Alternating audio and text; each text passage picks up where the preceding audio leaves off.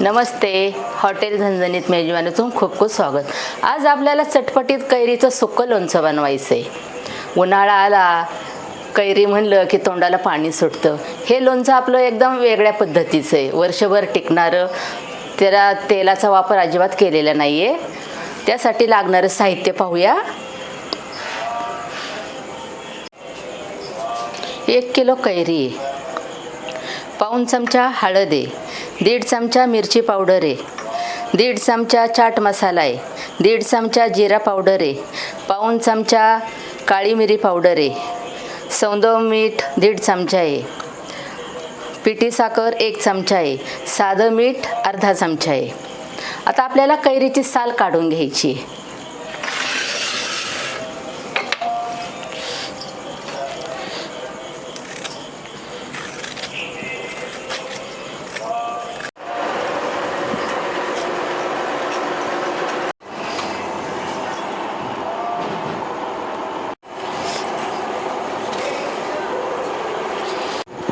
कैरीची साल आपली काढून झालेली आहे. कैरी मी स्वच्छ चांगली धुवून पुसून घेतलेली आहे. आता याचे आपल्याला उभे काप करायचे आहेत.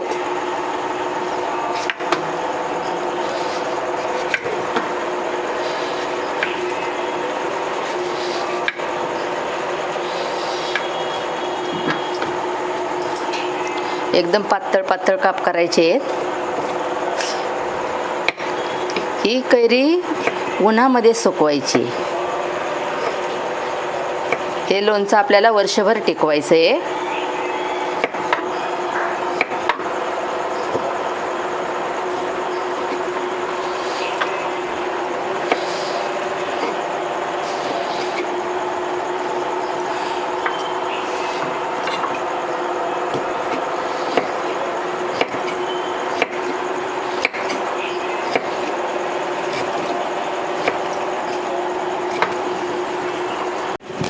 कैरी आपली कापून झालेली आहे. आता आपल्याला हे एक एक साहित्य त्याच्यात टाकायचं आहे. हळद, मिरची पावडर, जिरा पावडर, चाट मसाला, मिरी पावडर, सैंधव नमक,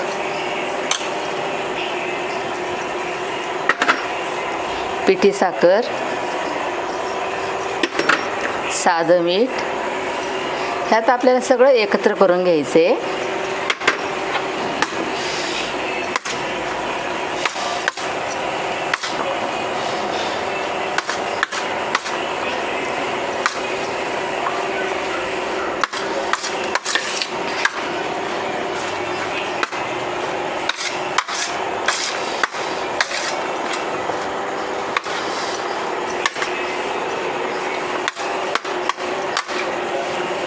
आणि हे लोणचं आपल्याला उन्हामध्ये सुकवायचं आहे. याला पण आता 2-3 दिवस जाणार आहे सुकवण्यासाठी.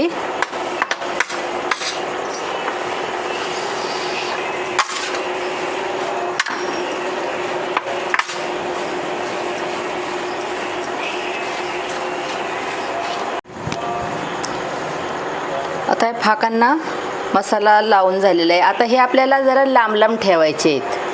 जास्त जवळ ठेवले तर सुकणार नाही लवकर, म्हणून ह्या फोडी लांब लांब ठेवायच्या आहेत.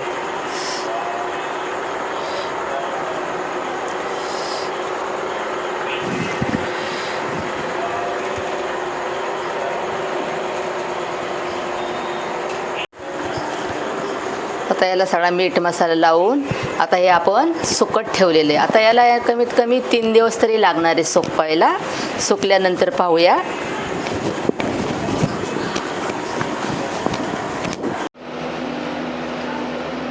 किती छान कैरी आलेल्या आहेत. एकदम हिरव्या गार आहेत, अजून तयार नाही झालेल्या.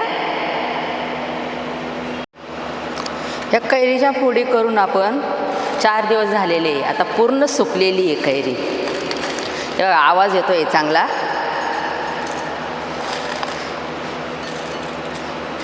ही कैरी 1 किलो घेतली होती आणि ती आता सुकून फक्त 100 ग्रॅम झालेली आहे. म्हणजे किती सुकलेली ती कैरी.